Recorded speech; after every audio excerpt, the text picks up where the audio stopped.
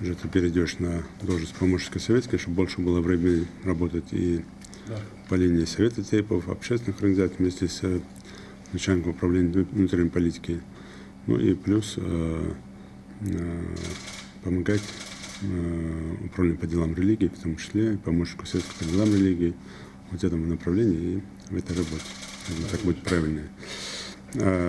Муслим, указ я тоже сегодня подписал уже на тебя, на должность министра по делам национальности, чтобы ты это направление уже повел. Работа очень сложная, тяжелая, тем более много вопросов, которые нужно поднимать. Ну, во-первых, продолжить дело, которое уже там вел Улан. Многое сделано.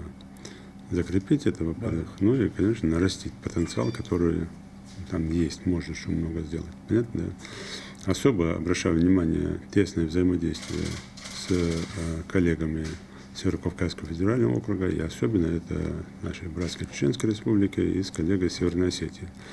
Вопросы, связанные с межнациональных отношений в этих двух регионах, они должны быть на особом контроле у тебя лично. Поэтому здесь буквально там в течение недели после вступления в должность созвониться, проехать к своим коллегам, сперва в Чеченскую республику, потом в Северную Осетию, обсудить все эти вопросы, проговорить, обменяться контактами, ну и наладить там ежеквартальное общение между собой на фоне совещательного или другого органа.